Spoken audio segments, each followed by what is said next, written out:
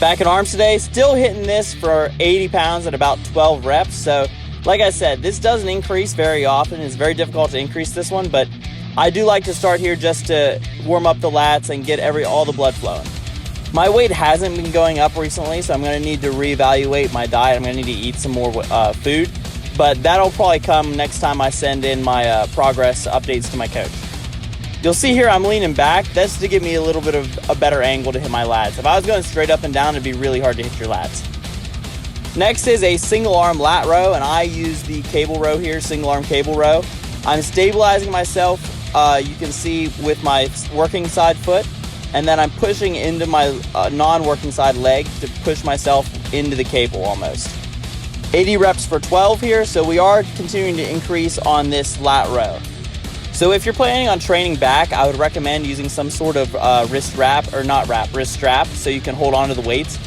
The ones I have here, I'll tell you about in a minute. But first, here is my full back, basically pull down. I call it the upper back pull down, but it's the full back. And you can tell I'm doing a really good job at being very controlled, very focused here. I'm letting my back stretch on the way up, squeezing all the way back, and I'm not trying to like throw my chest towards it. I'm actually squeezing the thing the whole way back. Top set of 150 for 12, so I'm gonna have to increase the weight here very soon. That's nice. But back to where I was doing, the straps that I'm using, they're butcher hooks. So they're real quick, but Versa grips are also really good. If you want to look up either one, either butcher hooks, the lifting strap, or Versa grips. Here I cut off my head. I'm not a professional cameraman, so that's on me. But hitting the behind the back, basically face away cable curl is what I call it, a face away cable curl. 60 pounds for 10 reps, still going up. Even though my weight's not going up, on most of these lifts, I'm going up in progression. So I'm progressing either with more weights or more reps.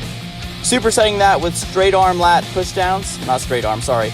That's the wrong exercise. Supersetting that with tricep push down. Top set here is 60 pounds by 15 reps.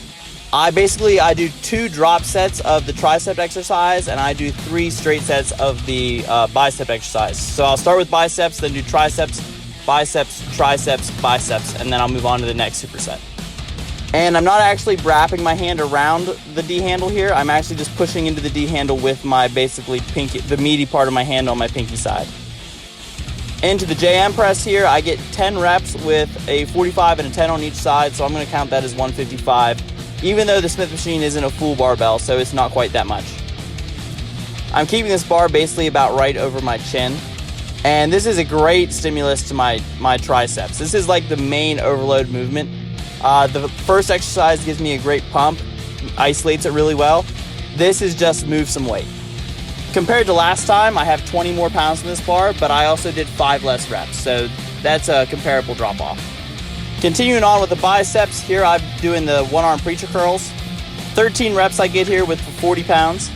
Progress here is slow, but I'm getting more reps overall throughout all of my sets. So like, I'll do 3 sets of this. Before I would get like 12, then I'd get like 10, then I'd get like 8. Now I'm getting like 13, and then like 12, and then like 10. And this was actually supersetted with the last exercise. So this is supersetted with the JM press.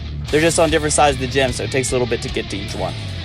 The reason I like to do this with a single arm is because I'm way more stable with a single arm than I am with double arms.